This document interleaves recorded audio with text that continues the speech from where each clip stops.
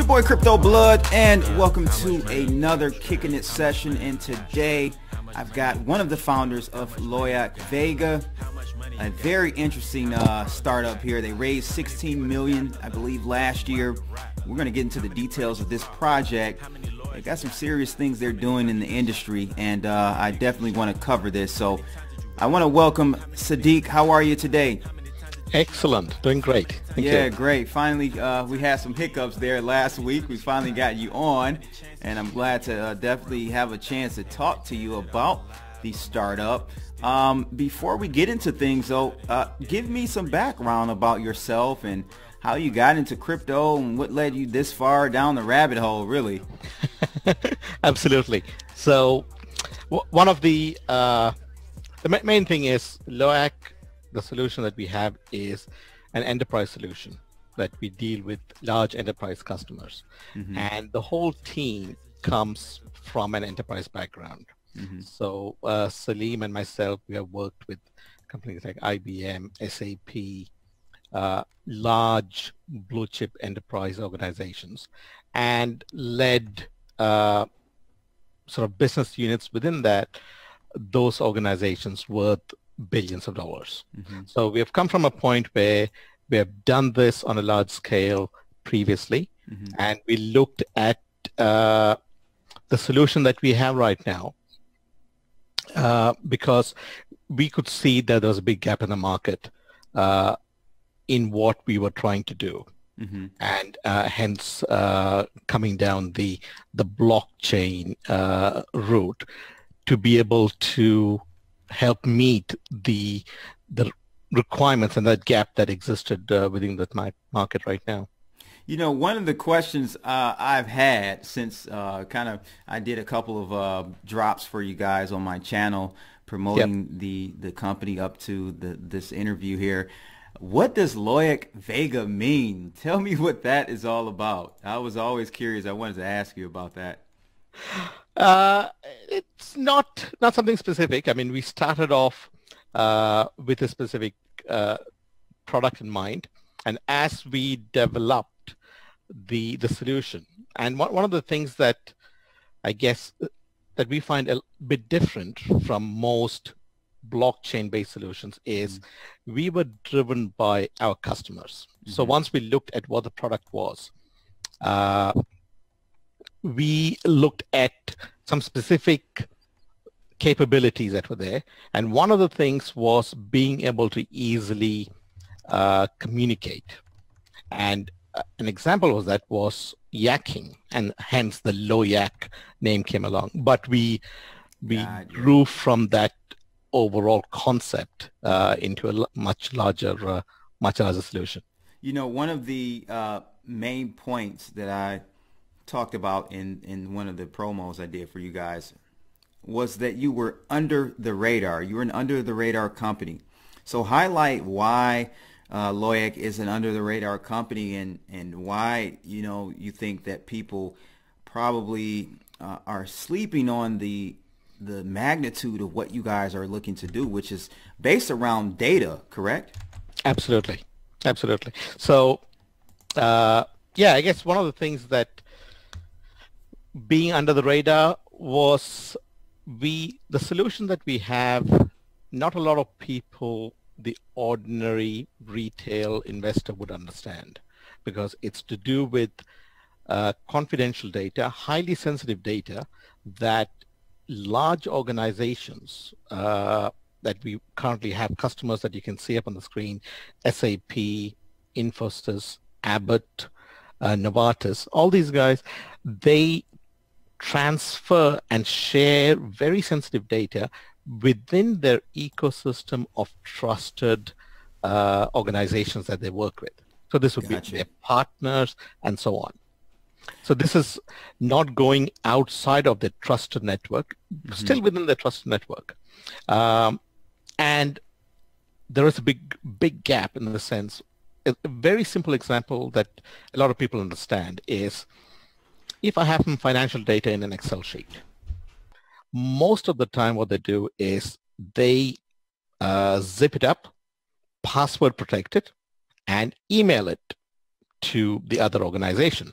and then they'll give the password in a separate email or via encrypted means, which is good, so that if it gets captured in between, no one can decipher what's in there. But one of the biggest problems is what happens to it once it reaches there. I have sent this across to you. I have no control. Yeah, that person's system still may be compromised, right? Absolutely. You could unzip it. You could then share it. You could print it. You could do anything. And it's completely out of my line of sight. Right. So that was a big issue. And that is one of the things that the Loyakk Vega platform is looking at doing, is being able to track your data outside of your company firewalls. So once it's within your organization, it's simple. You know where it is. You know who has touched it. You know who has got access to it. Once it goes outside, that's where the problem starts. And a lot of the data leaks. And every year, enterprise organizations lose close to $1 trillion worth of data. Wow. Most of it we do not hear about, because it end up being quite costly from a reputation perspective and from legal perspective as well. And so you don't get it reported out there. The ones that you hear are the Facebook leaks and so on. So it's a huge problem. So explain to me though, Sadiq, like why, I'm just going to play devil's advocate here. Sure. What would make me utilize something like what you guys are doing versus, let's say, some type of other CMR service that's non-blockchain based to manage and handle data? What would be the benefit for me as a business owner if I run a Fortune 500? Let's say I'm a CTO of a Fortune 500 company, and I want to implement some type of new data sharing infrastructure. Give me the pros as to why I would work with you guys versus one of your traditional non-blockchain solutions. Okay, so one of the main thing about non-blockchain solutions is there are, I guess you could call software as a service solutions out there. Yes, right. Everything is held in the cloud. You can have multiple third parties get access to it, so that you've got control of where that content is. But one of the problems with that is, again, people can take content, information that is there of those systems, and there is no control. I, as an organization, as a CIO or CEO of an organization, do not have control over where that data ends up. What we have got is the Loyakk token is basically a data container, a secure data container, which tracks every single micro transaction that takes place. So that, for example, I've sent something out, shared something with yourself, and you then are given certain rights. So you are, as part of that smart contract, I say you can share it with people within your organization. That means it can be shared, and the smart contract tracks that.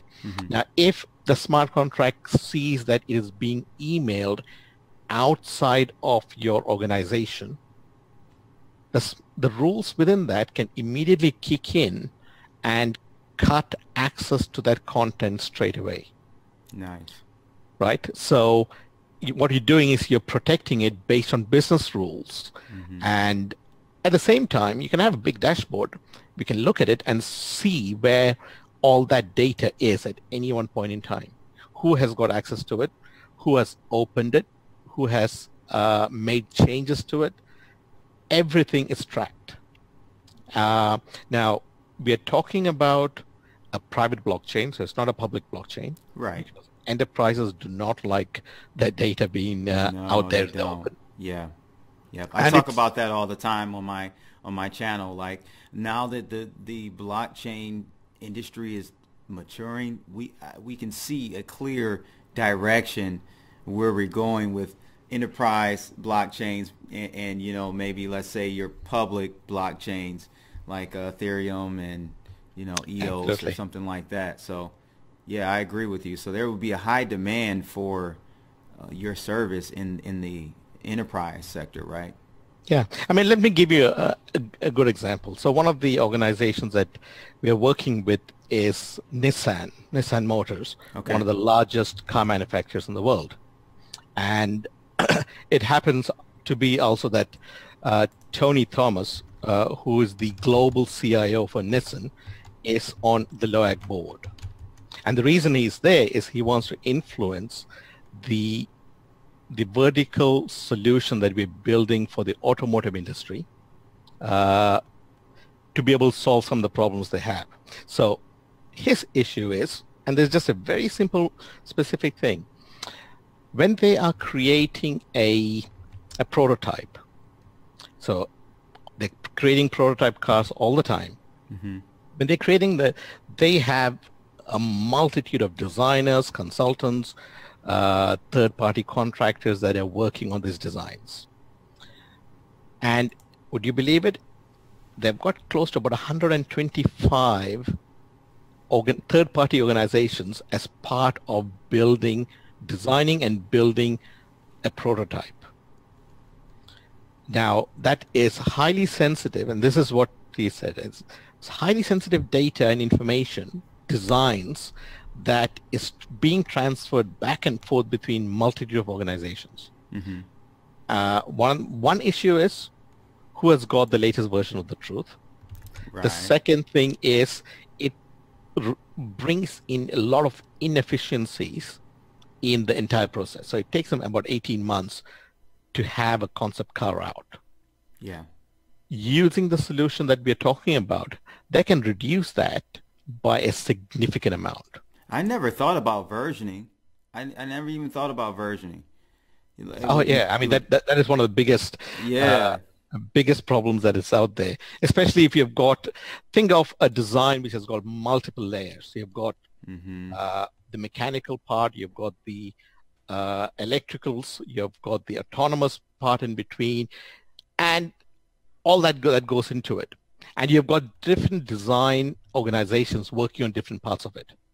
Mm-hmm. Now, as part of building a prototype, it's not just the designs, but they need to then procure the materials to build that. And for them to procure something like that, they need to be having a list of all the materials that have to be purchased and so on.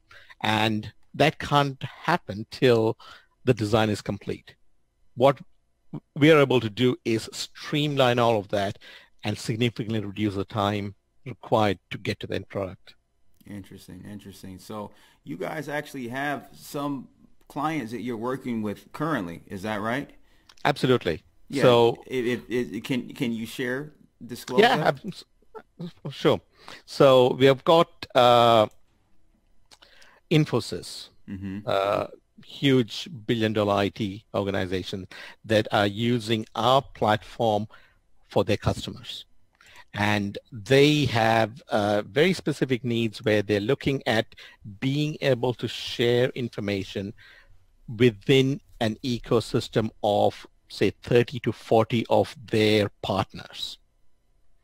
So while we were talking about this whole thing, we said, okay, let's do something. Let's actually build you version 1 of the product, which is what we have right now. Mm-hmm. So version 1 we have built, and we said we'll build it without all the blockchain elements as yet, because we still have to build that.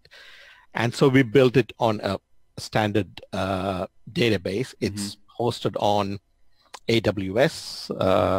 Those who understand that is that's on Amazon Web Services, very large deployment.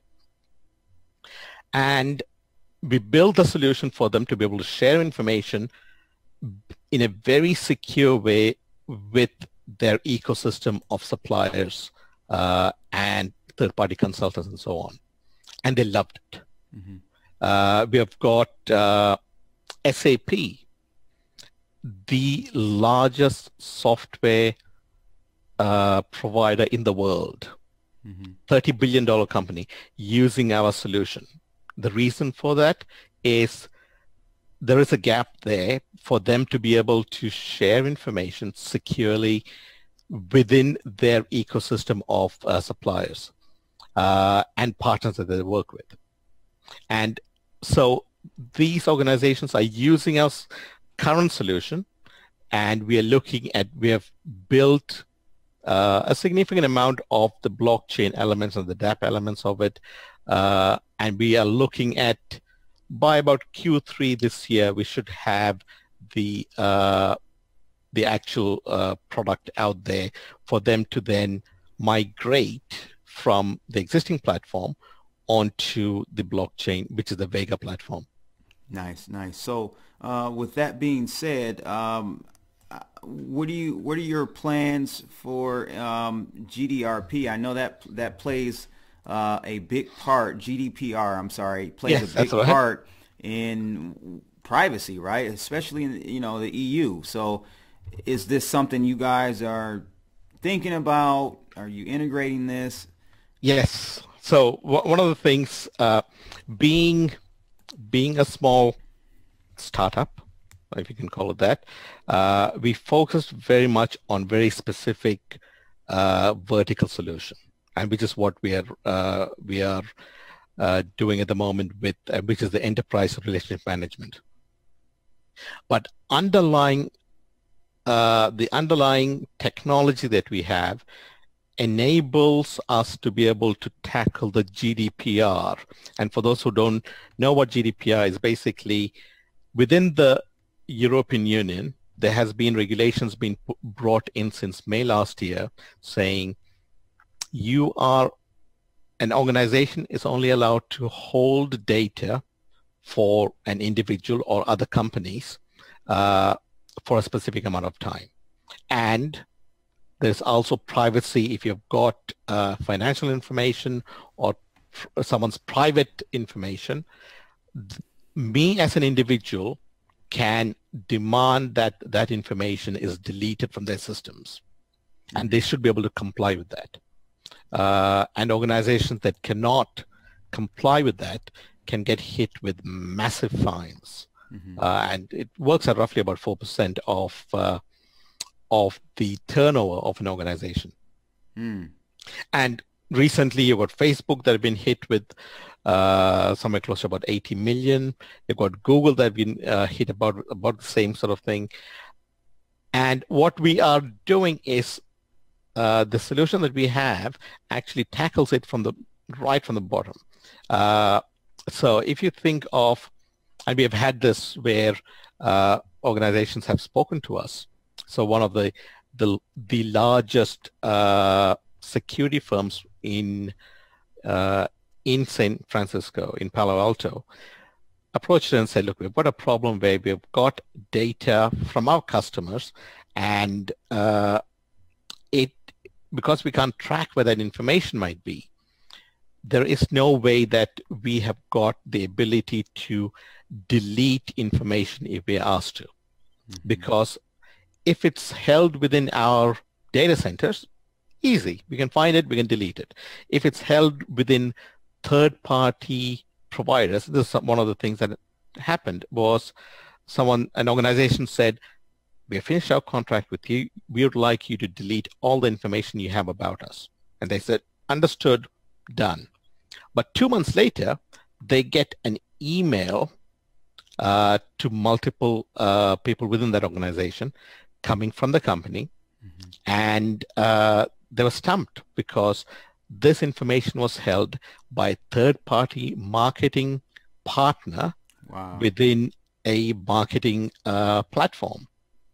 And because it was held by someone else, they had no visibility of it. And this is exactly where, and they could literally be hit with 4% of their revenue, not revenue, of their turnover, which is massive.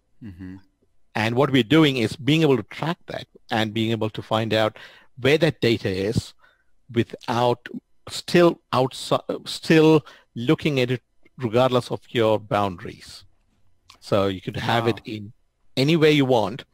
You can find that, and the smart contract can actually completely cut access to it and withdraw access and delete that information. So that's amazing. So regarding, this is a blockchain project here, and so my audience and I, we both know that we're talking blockchain. We're most likely talking about a token that will Yep. be utilized with this platform. Explain to us the whole token economics, where you guys are with this token being placed on exchanges, if they will be.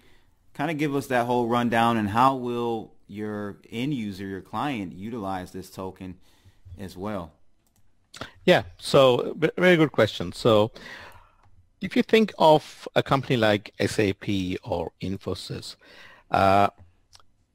they are not that bothered about whether it's on a blockchain or it's on a traditional platform.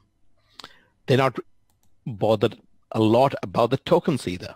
Mm-hmm. They've got a business problem, mm-hmm. and we are helping them solve that business problem. It's like you might be using a Lenovo laptop, you might be using a Dell, or you might be using an Apple. You still can produce the same sort of presentation regardless of what you use. Mm-hmm. And it's the same concept. They're not bothered about what is under the covers. So we have a blockchain fabric that would be running all this. They're not bothered about that. But if you look at, as part of us deploying this out, organizations will work with them. So you might have SAP saying, we're looking at about maybe for the number of microtransactions that we do, the number of partners that we work with, we'd be looking at, say, about 3 to 4 million Loyakk tokens. Mm-hmm. And we work that out with them. And those tokens... So the tokens are just kind of represent the actual subscription, right, for the service. Is that kind of how it... Yeah. So from a revenue perspective, we got two things. One is organizations have to have a subscription for subscribing to the platform. So that's a price that they have to pay on. It's like a software as a service. So number of transactions they use, they'll have a certain cost that they have to pay every month. On top of that, to utilize that platform, they need to have the Loyakk token, which is what carries the data for each of those microtransactions. And you might have an organization having 5 to 10 million transactions a day. Some smaller organizations might only have 10,000. So depending on that, they would purchase Loyakk tokens based on what the number of transactions they need to have. Now, those tokens so as part of the allocation that we have a certain percentage of tokens set aside for the customers. Mm-hmm. And 34% of the overall token allocation is what we provided in the open sale that took place, that ended in October. Gotcha. Now, we're looking at, we're very close to we've got agreements with a number of different exchanges, but we're looking at which is one of the best exchanges that we'll be listing with. The tokens that are supplied to our customers, those can't be sold, or those ones can't be entered back into an exchange. So once we might have a contract, say for a 3-year contract with SAP, once they finish that, those tokens come back to Loyakk. Okay. And then we depending on new customers coming in, we redeploy those out there. So the overall tokens that are out in the market is a constant.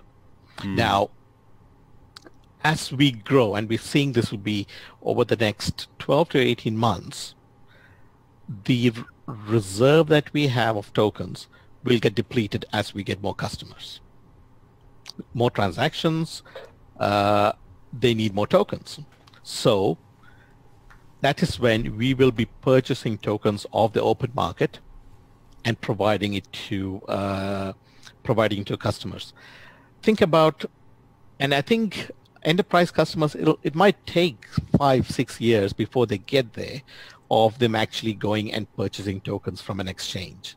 Right. Most of the times, they like to give a purchase order in one place to us to say, you guys take care of things. We don't want to go in multiple places to purchase parts of the solution. We'll give you a check for $100,000. You take care of it and you deploy it out. It might, I think, as a whole, crypto grows within the enterprise. I would say maybe 3 or 4 years down the track, organizations will, especially the purchasing arms, will then get geared up to be able to purchase tokens from an exchange. But at this stage, we'll be purchasing tokens from the exchanges and then supplying it to the customers. So that's excellent. Yeah, that's good. As that happens, of course, the tokens on the open market gets reduced. Number of tokens gets reduced, and so the value of those tokens can also start increasing. One of the things that we have also done is, how will the public know how good Loyakk is doing? So we have a concept of being able to publish out, anonymizing who the customer is, and so on, the number of transactions that take place, and hence the number of Loyakk tokens that are actively used by our customers on a daily basis. Nice. So you might find we're going around at the moment with, say, 20 million tokens being utilized on a daily basis. Suddenly there's a jump of an extra 5 million. That might be because we might have signed IBM, or we might have signed a new large enterprise customer who have consumed an extra 5 million tokens.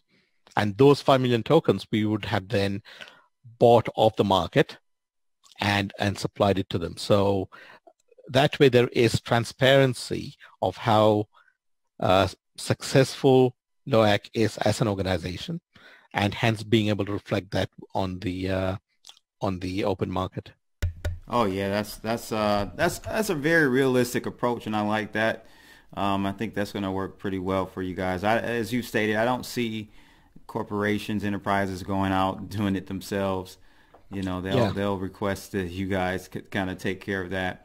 And it'll take a few years for that culture to really get up to speed. Absolutely. So that's great. So when can we anticipate some announcement about when the tokens will be available to the public to buy and sell on exchanges? How far are we away from that? We're looking about roughly about 4 to 6 weeks away. Oh, so not too far. Okay. Not too far off. And one of the I guess leading factors is the sentiment out there at the moment. Yes. And some of our bigger purchases of tokens, especially funds and so on, that work quite closely with us, have said, look, just hold off a little bit more, because our money is safer with you right now than if you list.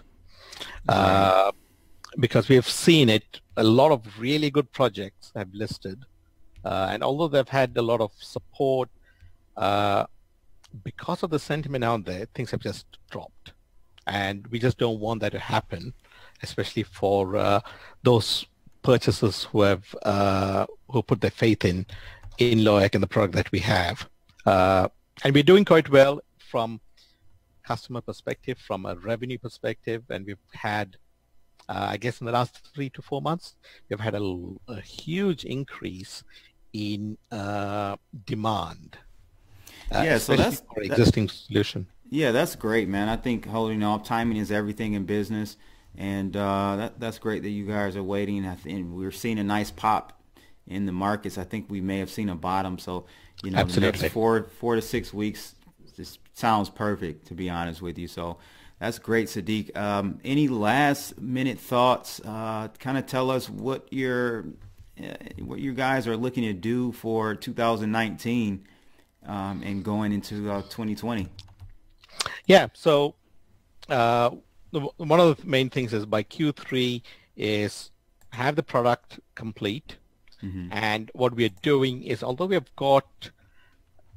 been approached by multiple large organizations saying, we love what you're doing, we'd like to come on board.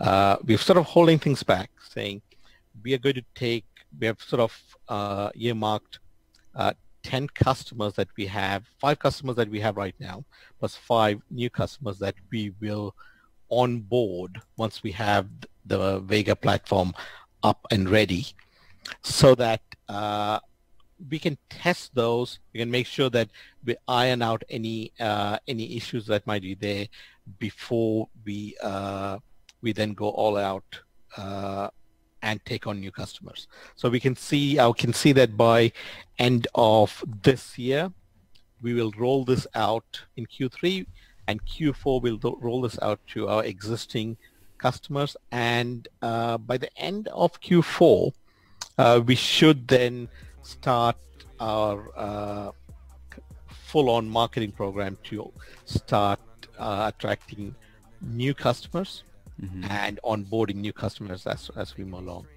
Nice. Well, there you have it, guys. Thank you again, Sadiq, for joining me. He's the CEO of Loyakk Vega. And again, guys, thank you for joining in for this Kicking It session with me today. Hope you guys have a good one.